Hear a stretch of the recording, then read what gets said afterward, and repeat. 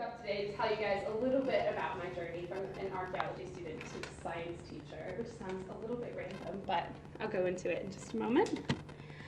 So, you should know that I'm not a recruiter for Teach First, okay? I'm not being paid to be here. If none of you go into teaching, I mean, that stinks a little bit, but I'm not going to lose any sleep. I'm just really here to tell you about what it's been like for me. And the reason I actually came here today is because I know how difficult it is. I know how scary it is to go from university and trying to find your place in this world. So I just wanted to tell you a little bit about what I went through. I am, as I said earlier, working Teach First. This is a training route into teaching. It's not like a school or anything. It's basically how you get into teaching. I'm a trainee, and at the moment I am a secondary science teacher. And like I said, I'm just here to tell you a little bit about my experience so far. So, come on in, guys. It's all right. Just got started. Come on in. Welcome, guys. All right, so just a little bit about me. So, as you can tell, I'm not from here. I moved from Ohio to study archaeology here at this university across an ocean to be an archaeologist, you guys. And I've been here for about 5 years now. I graduated about 2 years ago, or 2018, yeah, so about a year ago now. I graduated in 2018, and I did my Bachelor of Science in Archaeology. As you can see, I'm doing some sciencey stuff in the lab there. Yeah, pretty exciting. Let's see. Oh, and I've been a science teacher for 8 weeks. Okay, so I'm here to tell you what it's like, guys. Okay, like I said, I'm not trying to sell this to you. I'm just trying to give you a realistic idea of what this transition looks like and what you can expect if you are interested in teaching. Okay, how did I get to teaching? Well, I'm going to take you all the way back to this time last year. All right, guys?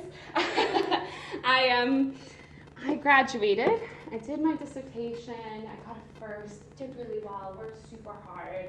I even had some excavations lined up over the summer, finished those. And then there's a bit of a drop off, you guys, after university. You work super hard, you're studying all the time, you're writing up your dissertation, and then all of a sudden it slows down a little bit. And this may happen to some of you, but I got a little something called the postgraduate blues, okay? I ended up finding a job out in Oxford. It was just a desk job. It was working as an administrator. And if I'm being honest with you guys, I was pretty bummed out. I had just worked so hard at university. I was really missing my education. I was really missing that challenge. And, I was answering phones, and there was nothing particularly wrong with the job, if I'm being honest with you. I was understimulated. I was kind of sad that I had, worked so hard to get a first, and then I was working at a job that actually didn't even care about my degree or even challenged me at all. And, this wasn't my only attempt to find a job. I had gone back and forth through so many different careers. You can even ask Gundula. She was my supervisor, you guys. I used to come to her and say, oh, I think I'm going to be an accountant today. Maybe I'll be an optometrist. I don't know, but I was like Goldilocks in the 3 bears or the 3 chairs or whatever it is. I was trying out all these things, but nothing really felt right. And it really wasn't for a lack of trying, like I was saying, guys. It wasn't for a lack of trying. I just hadn't quite found what I wanted to do yet. So, I had a bit of a light bulb moment. And these don't happen super often, but before I go into this, I just want to encourage you to do something. If you take one thing away from this talk, even if you don't want to be a teacher, won't hurt my feelings, one thing I would encourage you to do is after your dissertation, after you graduate, sit there and think about, okay, what do I actually want for my career? Because I guarantee you, it might be a little bit different than what the 18-year-old who came to this university wanted. And it's actually a really important step to sit there and reevaluate, okay, what am I looking for? What am I looking for from a career? And this is sort of when my light bulb moment came about, okay? So I sat there and I started to reevaluate, okay, what am I looking for? I've always wanted a job that makes a difference, right? Now, some of my friends might be able to tell you, or, if you see me down in the pub, I get a bit ranty about politics, right? Everyone's like, oh, this isn't going well, this isn't right, the state of the world is horrible, blah, blah, blah, blah, blah. But I got to this point where I was like, you know what? I'm tired of complaining about it. It's time to do something about it. It's a bit of a cliche, but if you have that voice inside of you, it's worth listening to. So, like I said, I wanted something that had a bit of impact to it, okay? I wanted a bit of career progression as well. I really wanted the promotions. I wanted a nice paycheck. Not gonna lie to you, I mean, that's, it's reality. I was looking for something I could work towards, a job that I could always progress in, right? And then lastly, this is really where everything came together. I realized I missed university, but it wasn't necessarily the subject. It wasn't even going to lectures that I missed, but I really missed just education. I realized, actually, the reason I loved university was actually the opportunity that came along with education. The idea that actually something new is always around the corner and it could bring out something new in you. So that's when I arrived at Teach First. Now, Teach First is a little different, guys. A little different than just your standard teaching route. Teach First basically operates under the idea that if you come from a poor neighborhood or a poor background, it's very unlikely that you are going to get out of that. If you are a kid from a lower income background, more likely than not, your education's not going to be super great. Now, kids from those backgrounds don't usually have the opportunity to go to university. Now, before anyone's like, hold on, Casey, you don't know my life, you don't know where I came from. Let me just illustrate this for you for a moment. Okay, so I want you to think back to when you were in secondary school. Wasn't that long ago for a lot of us? But I want you to imagine that the state comes into your school to observe, the quality of the school, and they say, well, actually, teachers have lost control. Students are pretty much in charge here. There's no learning going on. We're shutting the school down. Imagine you're in secondary school and that happens. Okay, it's pretty disruptive. Right, you go back the next year, new uniform, new teachers, new school name. All right, maybe this could work, maybe this could work. But then all of a sudden, you show up to school and your teacher's not there anymore. I haven't told you why. Just not there. Didn't collect your homework, didn't say goodbye, didn't even empty out your desk. Okay? I then want you to picture yourself trying to get through the rest of that year. You don't have a teacher. It happens again. You got a new teacher coming in, they don't stay. You then have supply teachers for the rest of the year. I don't know if you guys remember what it was like in secondary when there was a supply teacher. Bit of a Lord of the Flies situation, okay? Like, you don't get very much learning done, all right? I now want you to imagine you're sitting in your classroom, and say there's about 20 kids in there. 2 of those kids get a pass. Not a good score, but a pass in their GCSE, and the rest fail. That's the school I'm working at right now. My kids had 6 science teachers come in and then leave. They told me about it. I emptied out one of their desks. Okay, 21% of the year 11s passed their GCSEs last year. 21%. I want you to think about what happens to the rest of those kids. Not very much. They're not going to go to university. Might be able to get some sort of trade job with a failed GCSE. It's not ideal.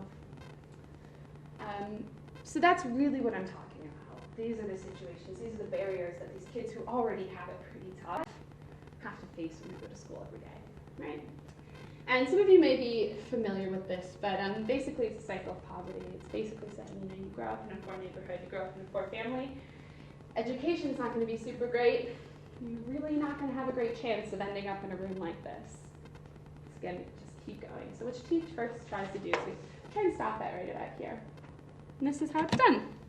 Oh, sorry guys. A little bit of a, there we go. Basically what they're doing is they are recruiting people like myself and like you guys if you are interested. And they're putting them into the class, straight into the classroom. You go from your undergraduate degree and you become a teacher. I'll tell you a little bit more about that, but if you guys don't mind, I'm just going to go ahead and pop on a quick video about Teach First, if that's all right, just to illustrate their mission a bit more to you. It's about 3 minutes. Here we go. Education isn't fair. It's a big problem. The quality of a person's education can vary based on a lot of things. It's a multi-layered problem, an epidemic, and a national scandal, and it affects Rachel. Rachel is 15 years old and goes to her local comprehensive school. Because her parents don't make a lot of money, she qualifies for free school meals. This isn't unusual in her school.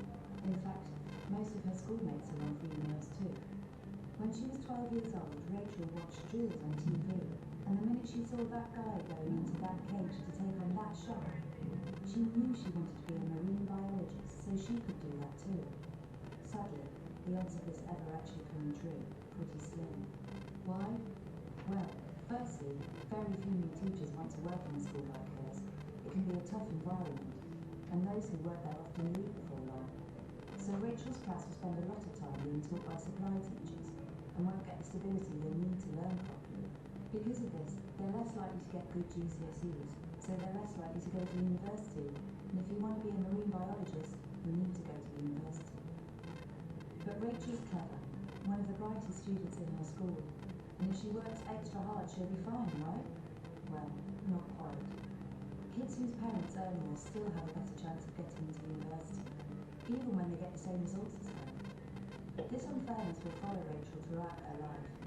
She'll have a harder time finding a job, earn a lower income, even her health will be affected, and this is bound to repeat with her own children. It's a shameful cycle, and we want to end it. We're Teach First, and we believe that Rachel should have a chance to do what she wants with her life. So the first thing we do is recruit really motivated, talented, committed people to become her teachers. We place them in her school and train them to get their teaching qualifications, with the help of coaches, lecturers, and dedicated school staff. We work closely with Rachel's head teacher, and over the next few years, she brings in a dozen of our teachers, all of whom work not only to teach, but to make the whole education system fairer. Even with great teachers, though, university is still an intimidating prospect for Rachel. To help with this, we find her a mentor. He works for one of the many businesses that support us, and we take her to visit some of the world's most prestigious campuses. We team up with a partner charity run by one of our former teachers that gives people summer placements in real live labs. With all the support, she can get the university place she deserves. Does the story end there? Not at all. After a successful career in marine biology, Rachel decides to join our program and help others achieve their dreams too. She gets placed in a school that's a lot like her own, where she teaches science, and finds herself with a pupil who wants to build robots for a living, because he went to see Iron Man when he was 12. Rachel is part of a movement we're building to make education fair. It's made up of thousands of people from all walks of life, all of whom share this goal. There are over 3.5 million children living in poverty in the UK, so we need all the help we can get to make sure each of them has a great education. Every one of us has a part to play. All right, basically that is illustrating the Teach First mission. That's the idea behind this. Okay, so I think I'm running a bit short on time, so I'm going to quickly just zoom through some of this and tell you a bit more about the structure of this and how it works. So going from where you're sitting to our outline, this is kind of how it works. You have an online application, and actually I missed a step here. If you get in touch with Teach First, they can arrange an inset day where you actually go into one of these schools and you see what it's like, get a bit of a taste for it. There's an online application. You then have an assessment day, like most graduate schemes. And then also, for example, you guys know I have a background in archaeology. I'm not a physicist, right? I haven't looked at GCSE physics in quite a while. Teach First provides you with the opportunity to enhance your subject knowledge. In fact, you even get paid for it. It's really great. This is where the training happens. So this might happen around January, but then, yeah, you have a bit of time here to do your subject knowledge enhancement course. Then you have this thing called Summer Institute. It's basically 5 weeks of training, okay? So you've got 4 weeks locally. I was out in London at UCL, the Institute of Education, which was pretty exciting. They put me in accommodation, they paid for food, I even was able to apply for a stipend, so I wasn't going without a paycheck for 5 weeks. That was very important to me. You basically get to go into one of these schools, you get to talk to the teachers, you get some lesson plans, but you are also given lectures at UCL and by Teach First. So really, there's 3 facets to this. You've got Teach First, you've got your university, and then you have a school mentor. All right? I think this is from a few years ago, but Teach First is actually one of the largest graduate recruiters, I think. Something like 1,300 students were in our cohort this year. It's absolutely insane, and 700 of them were just in London. And this is how it goes. So I am 8 weeks in, so I'm right here up at the top, you guys. So I've gone through my summer institute, and basically I started teaching. I'm 8 weeks in, guys.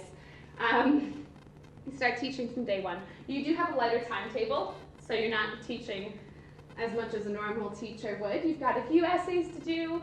You have plenty of people coming in to check on you. Again, UCL will come in and have a look if you're around London.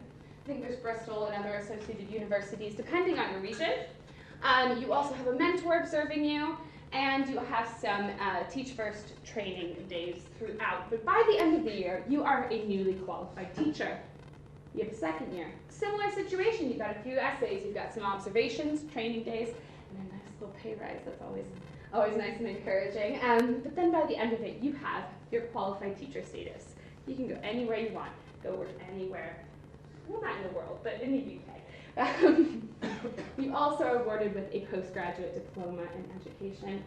There's a slight difference between that and a PGCE. I think this one has more credits. Don't quiz me too much on that. After the 3rd year, you have the option to do a master's without putting a penny down, which is always nice and, like I said, nice and encouraging. You can get your master's degree in education through the Institute of Education at UCL. Right? And again, you're not paying for this. It's funded by Teach First. My last little spiel before I let you guys go, because I don't want to run over time.